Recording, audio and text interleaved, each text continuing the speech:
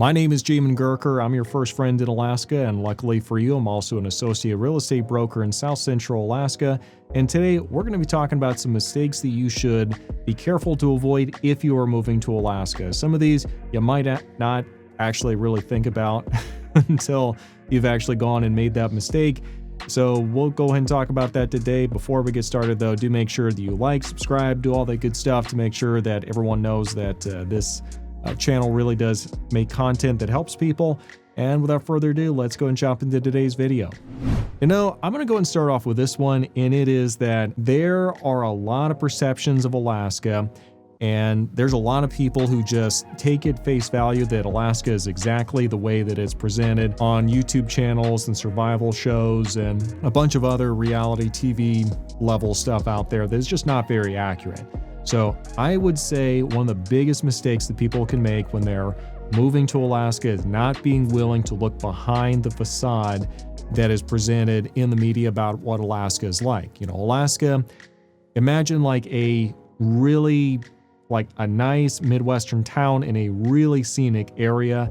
And that's really going to be what most Alaskan towns are really like. So it's not really this living off grid scenario where you're going to kill some moose and drag it back to your campfire every night to eat. It's just not this off-grid experience that a lot of people are talking about. Now, you can have that if that's the lifestyle that you want, but by and large, that is just not most people's reality. Like I said, picture Midwestern town in a really nice area, a really nice picturesque scenery, and that's going to be Alaska for most people. Now, the next mistake that people make, and this isn't necessarily always a mistake that's your fault, but that is not coming up to Alaska to at least visit first. Now, there are some people with the military where they are just not going to have the freedom being able to come up here and look around first, and that just kind of is what it is. And also, if you do have the ability to at least visit up here first, you definitely should. Even if you're just trying to see, even if you're not wanting to just purchase anything up here first and you're just wanting to rent, you still want to at least come up here and kind of get a feel for the area before you start putting down any kind of stakes. So that's kind of my recommendation. At least come up here and visit first.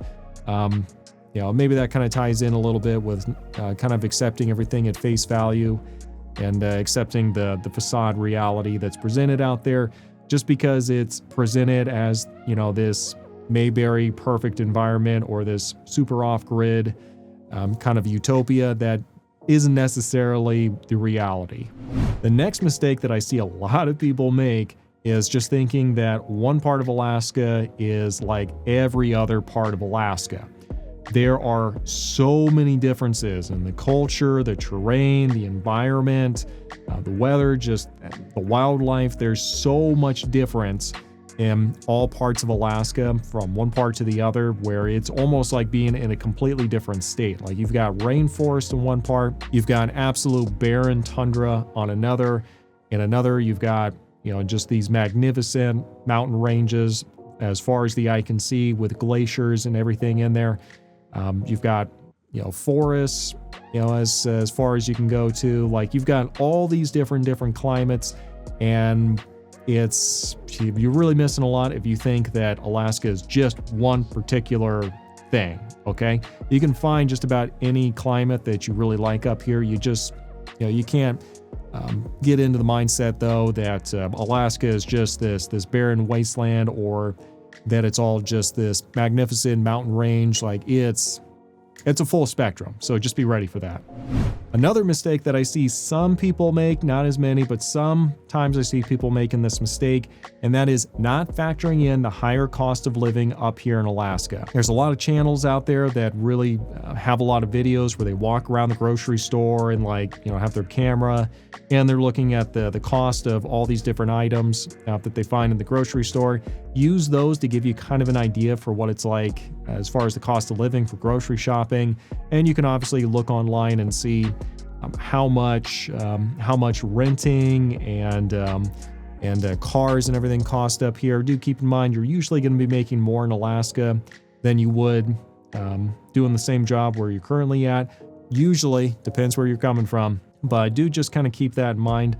Also, if you're looking for on the grocery front, just trying to get a sense for what the cost of living is, you can definitely go take a look at a lot of these grocery store chains have apps these days where you can kind of pull stuff up in that store and look specifically for the item in that store or that region and try to get a sense for how much they cost there. Another mistake that I see some people make is just not having much of a plan at all when they're moving up here. Just very free-spirited people, and just life is a highway and everything's an adventure, and let's just go. And not a whole lot of planning going into it. Usually it works out, but still, you want to be as organized and as intentional as possible in order to make sure that it's a good experience for you as you're moving up here, because you can really get turned off to an entire area just if the experience of moving there was just so chaotic and stressful. Now, on the exact opposite side of that spectrum, and this is more common that I see, is people who overanalyze and overplan their move up here to Alaska. And the best thing I can advise for these folks is just try not to get analysis paralysis. Do the best that you possibly can, and just buckle up for an adventure and know that there is no way you are going to be able to account for every little thing. There's going to be some stuff you're just going to have to take care of on the fly, and that's just part of the adventure. So jump in there and make it happen. Now let's go and take a break real quick here. Just wanted to remind you folks real quick that if you are moving to Alaska and you would like a copy of my relocation guide, then do feel free to go to my website, go down into the description section down below, hit the website, put register and put relocation guide in the comment section so I know what to send you.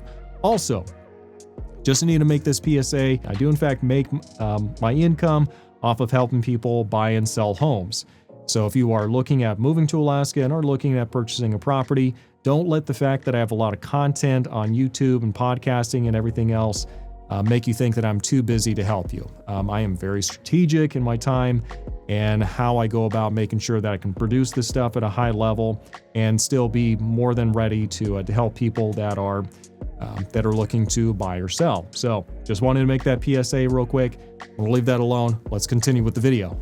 One mistake that I do see people make, and this is more so during the winter time, but one mistake that I do see people make is just getting up here and assuming, okay, the adventure is going to come to me now. Like I can just sit back, relax, and by proximity, I'm going to get exposure to like all the adventures and everything that everyone's talking about.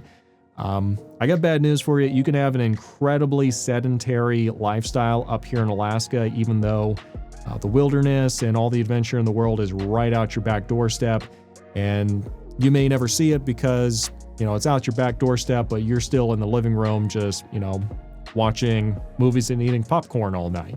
So just know that when you're up here in Alaska, if you want that active lifestyle where you're exposed to the adventure and everything else that most people really want when they're coming up here to Alaska, you're still gonna have to go get it, okay? It's not gonna just come to you, so go find it. All right, this next one is really for people that are a little bit more introverted, and this is not plugging into any kind of a community up here. You don't have to be a super social butterfly, but if you're especially up here by yourself, it is going to be imperative that you find a community that you can really plug into and connect with, and just find the tribe that you're looking for to make sure that you're not isolated and alone, because there are a lot of people who get up here and they get isolated, especially during the wintertime. They get isolated and it starts to really grind on them. They say, well, I don't really need a whole lot of people. Like, I'm gonna call that. Like, no, that's not true. You do need people. We can all agree it might not be comfortable for you to go talk with people, but you do need them. And also, if you allow yourself to become isolated, you're going to absolutely hate it up here. I don't care how peopled out you think you are with the lower 48 and big cities and everything. At some level, you do need that community, and you need to be intentional about plugging into it. Okay, I'm gonna step off my soapbox now. Some people, believe it or not, underestimate the impact the winter is going to have on them. And what I mean by that is everyone's ready for the cold. Everyone's seen the video where it's like -70 and they're ready to go, and they've got their huge parkas or whatever, and they've got the merino wool, and they're ready to stay warm. But what a lot of people aren't ready for is the darkness and the impact that this can have on some people.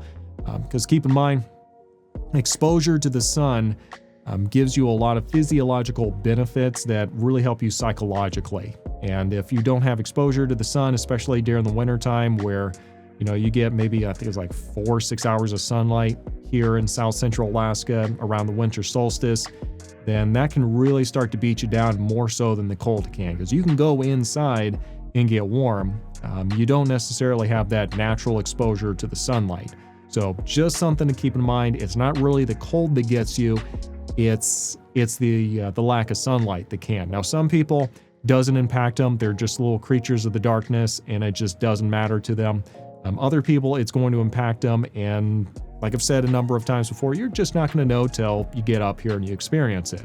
Last but not least, if you are looking at seriously moving up here to Alaska, then you really need to start taking a look at the crime maps. Now, I say take a look at the crime maps, and that's all fine and good. And also, I would take it a step further. You want to look at the crime maps for where you currently live to give you a good baseline idea for what it is that you're looking at.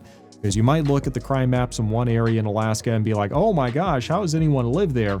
And then you take a look at the crime maps for where you currently live, and it's like, oh shoot, why am I living here now? Like, so that's what's going to give you kind of a baseline understanding for what to expect in these areas. Obviously, nowhere is going to be perfect. There's going to be crime everywhere.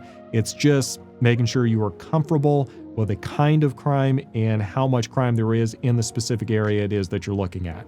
But this has been my videos talking about the mistakes to avoid when you're moving to Alaska. I sure hope it's been useful. If it has, again, give this video a like, subscribe, comment, share it to all your friends, and we'll see you next time.